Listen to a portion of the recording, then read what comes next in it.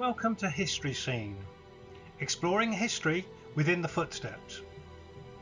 I'm Ian Gum, CEO and Chief Battlefield Historian at In the Footsteps, and in this History Scene video I'm going to take you on a journey of discovery to a pivotal battle in the War of the Roses, England's bloody Game of Thrones.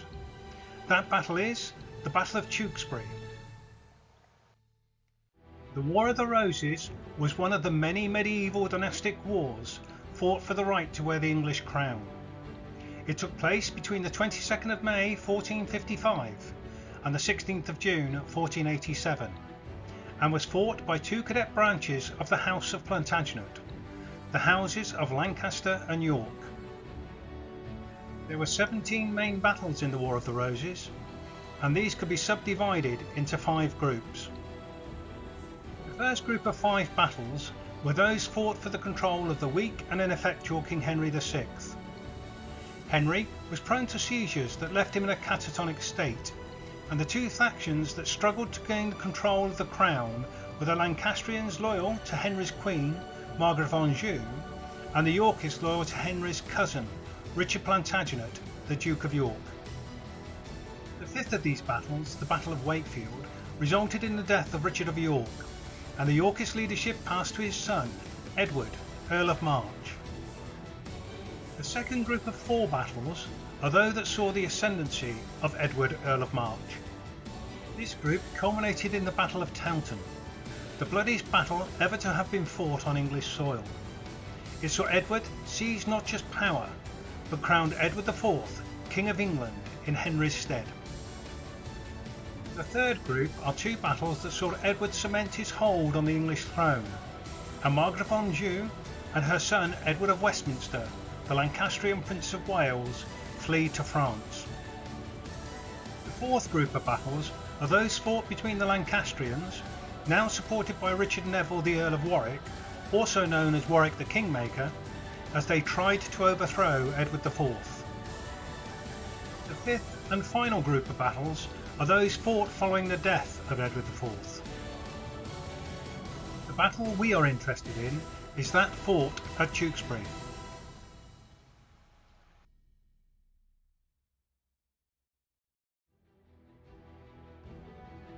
Tewkesbury is near the Gloucestershire-Worcestershire border to the southwest of where the M50 and M5 motorways join today.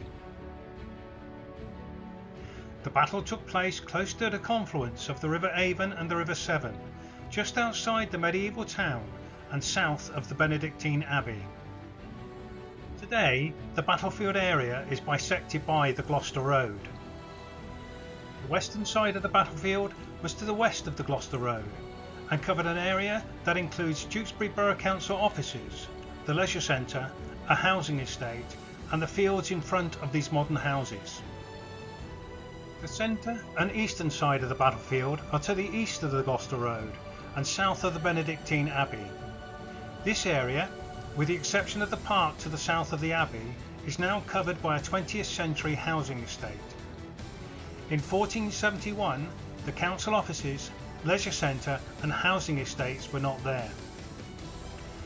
The history of the arrival of Edward IV in England and the final recovery of his kingdom from Henry VI describes this area as: in the front of their field were so evil lanes and deep dykes, so many hedges, trees and bushes, that it was right hard to approach them near and come to hands.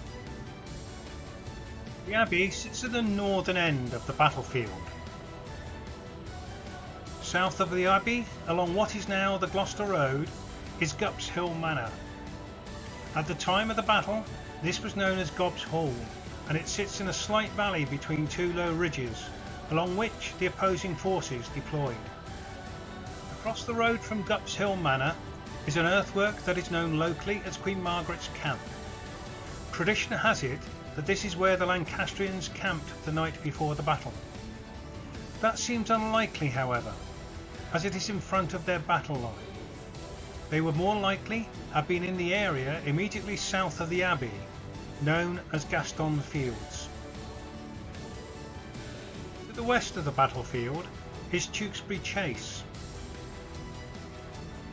and towards the northern end of this, close to the Benedictine Abbey was Holme Castle. The area leading from the battlefield towards Holme Castle and thence to Tewkesbury Abbey was to become known as the Bloody Meadow. To the north is Tewkesbury Abbey. In the south, Sipscastle Manor and Queen Margaret's Camp. Between the two lay Gaston's Fields. To the west of the battlefield is Tewkesbury Chase. Northeast of Tewkesbury Chase is Holme Castle, and the area to the southeast of Holme Castle is now known as the Bloody Meadow.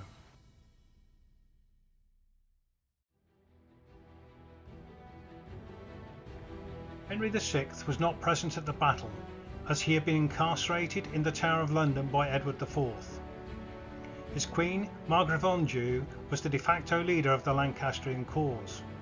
She had landed at Weymouth on Easter Sunday, the 14th of April 1471, the same day that the Lancastrian army under the Earl of Warwick had been defeated at the Battle of Barnet. Her intent was not to free the imprisoned King Henry, but to secure the crown for her son, Edward of Westminster, by linking up with Jasper Tudor, the Earl of Pembroke, and his forces that were en route to England. Edward of Westminster, the Prince of Wales and Lancastrian heir to the throne, was given command of the Lancastrian centre as befitting his station. He was 18 years old, and this was to be his first battle. Edmund Beaufort, the 4th Duke of Somerset, the great-great-grandson of King Edward III, a descendant of John of Gaunt, King Edward III's third surviving son, was the leader of the Lancastrian forces in the field at Tewkesbury. He took command of the vanguard, the Lancastrian right. John Wenlock, 1st Baron Wenlock, and Sir John Langstrother, the Prior of the Order of St John, were placed with the Lancastrian centre to advise and support the young prince. John Courtenay, 15th Earl of Devon, also the great-great-grandson of King Edward III and the cousin of Edmund Beaufort through his mother Margaret Beaufort, was given command of the Lancastrian left. The Yorkist army at Tewkesbury was led by King Edward IV of England, and he commanded the Yorkist centre. King Edward had learnt of Queen Margaret's landing at Weymouth on Tuesday the 16th of April 1471. He had given many of his supporters leave to return home after their victory at Barnet, but was nonetheless able to quickly muster a substantial force at Westminster.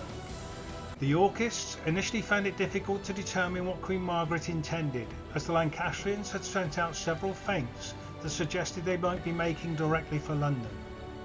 However, after a delay of a few days, King Edward's Yorkist army had set out for the West Country, intent on intercepting the Lancastrians before they could join up with Jasper Tudor's Welsh. Richard, Duke of Gloucester, King Edward's youngest brother, commanded the Yorkist vanguard.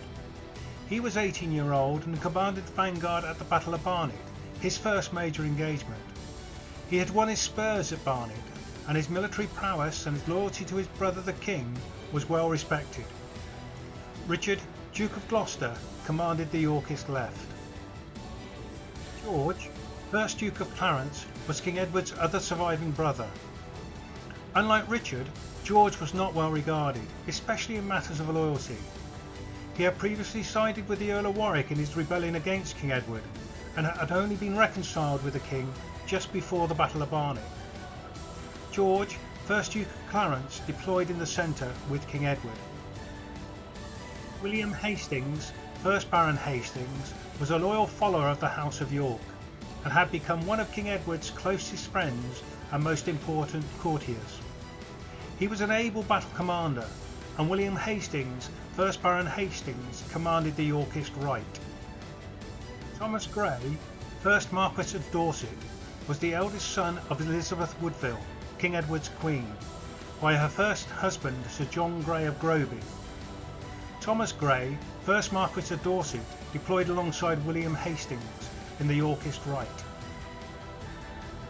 The Lancastrian forces were thought to be about 6,000 strong, while their Yorkist opponents were to believe somewhere between 5,000 and 6,000.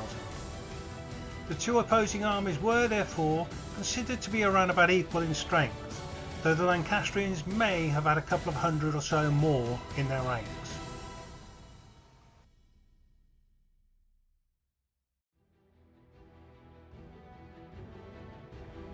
By Friday the 3rd of May 1471, after a forced march from Dorset to Gloucestershire, the Lancastrian army halted in the vicinity of Tewkesbury. By now they were well aware Edward IV's Yorkist army was gaining upon them, and their leaders met to decide what to do. They realised that getting their army successfully across the River Avon and River Severn before the Yorkists arrived was unlikely, and they decided to make a stand. King Edward IV's Yorkist army had advanced in the blistering heat of Friday the 3rd of May, across the treeless Cotswolds, intent on preventing the Lancastrians from joining up with Jasper Tudor's Welsh. It had been a hard forced march. They had had nothing to eat, little to drink, and did not rest until they reached Cheltenham. At Cheltenham, King Edward received news that the Lancastrians were at Tewkesbury, and wanting to close the gap between them, pushed onwards. His army is thought to have camped for the night prior to the Battle of Tredington, just a few miles from Tewkesbury and close enough for the Lancastrians to be aware of the others' presence. Early on the morning of Saturday the 4th of May 1471, the Lancastrian army deployed.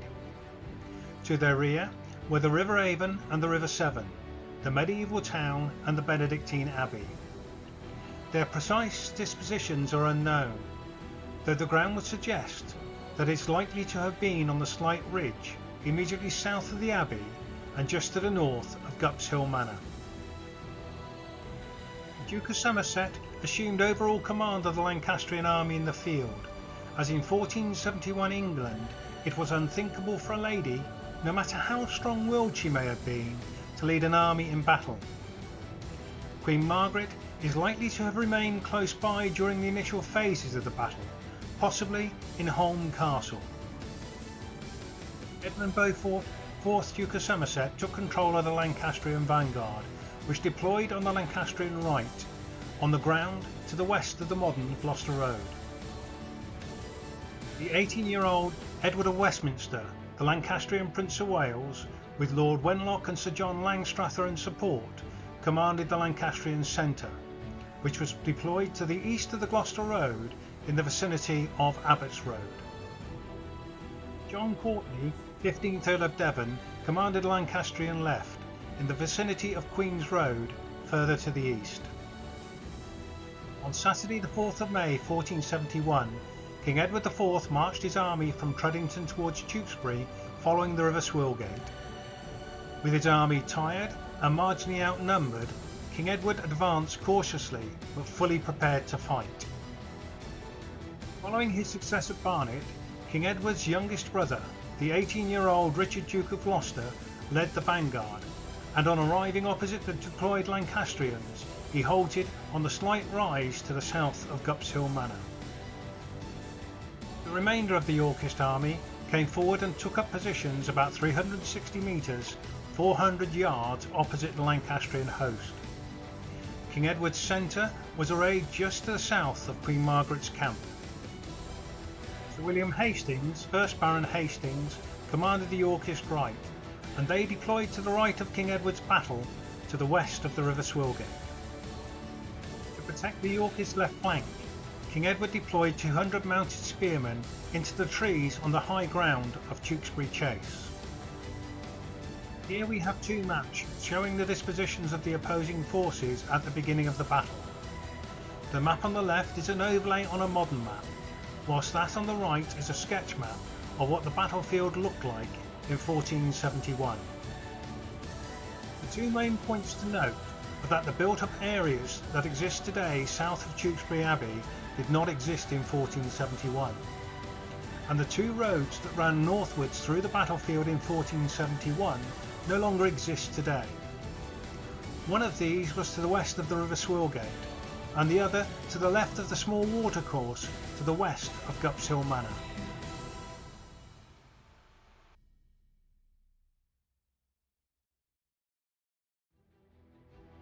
In the spring sunshine on Saturday the 4th of May 1471, the banners of the two armies flew above the opposing forces. It wasn't long, however, before the first flights of arrows began flying across the battlefield. Soon the sky became dark with the arrow storm that heralded many a medieval battle as the archers of both sides let loose. The hand gunners began firing their weapons, and the Yorkist army, that had the advantage of artillery within its column, began taking a toll on the Lancastrians waiting in their massed ranks. King Edward's gunners laboured in the heat of the day, and the stone cannonballs flew across the battlefield, shredding hedges and smashing their way through armour, flesh and bone. Initially, the Lancastrian army stood firm, but eventually Edmund Beaufort, the Duke of Somerset, decided it was time to attack. Concealed by the terrain, he led the mounted Lancastrians forward in a right flanking movement towards Richard of Gloucester's vanguard, holding the left of the Yorkist line. The Lancastrian plan called for Edward, Prince of Wales's centre, to move forward simultaneously against the Yorkist centre, but the Lancastrian centre did not move. The Duke of Somerset's mounted men smashed into the Duke of Gloucester's vanguard. King Edward, unopposed by the Lancastrian centre, turned his battle to their left to show support for his brother, and the Yorkist spearmen on their left flank charged downhill into the rear of the Duke of Somerset's men. The Duke of Somerset's Lancastrian horsemen, hit by overwhelming numbers to their front, and the Yorkist spearmen to their rear, broke clean and began to withdraw. Seeing their mounted men break away from the fight, the Duke of Somerset's dismounted men turned and fled. Richard of Gloucester's victorious men set off in pursuit, chasing the Lancastrians through what is now the appropriate named Bloody Meadow. King Edward left the pursuit of the Lancastrian right to his brother Richard, Duke of Gloucester. He now turned his own battle towards the Lancastrian centre, and, despite their inferior numbers, the Yorkists made rapid progress against the Lancastrians, who were, by now, in disarray.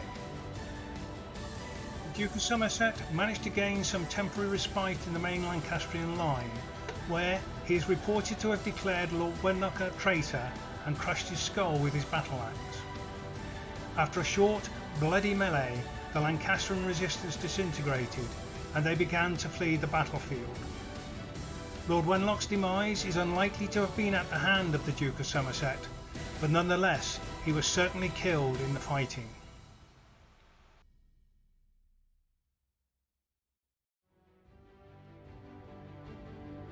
It is estimated that some 2,000 Lancastrians fell during the battle and the pursuit. Among them was the 18-year-old Edward of Westminster, the Lancastrian Prince of Wales and King Henry VI's heir. Some Lancastrians sought sanctuary in Tewkesbury Abbey. Among them was Edmund Beaufort, the 4th Duke of Somerset. The Duke of Somerset was subsequently dragged out of the abbey and executed in the marketplace, along with many of the Lancastrian knights. When it was clear that the battle was lost, Queen Margaret and her ladies were led from the battlefield in haste. They were guided across the two rivers and thence to a religious house on the far side of the River Severn, possibly Little Malvern Priory. There, Queen Margaret was apprehended and taken prisoner, to remain in captivity for the next 4 years until she was ransomed by her cousin, King Louis XI of France. The final and perhaps most pathetic casualty was Queen Margaret's husband, King Henry VI. He had been held in the Tower of London solely to weaken his son's claim, but with Prince Edward dead, King Henry served no further purpose, and he too was subsequently put to death. The leading claimant to the throne from the Lancastrian line was now Henry Tudor, Earl of Richmond. He and his uncle Jasper Tudor were forced to flee into exile, and they seemed to pose little threat to the victorious House of York. Apart from a brief and bloodless advance against rebels in Kent, King Edward IV would never again have to fight for his crown. I look forward to welcoming you to our next History Scene video. Please subscribe to our channel for more videos from In the Footsteps.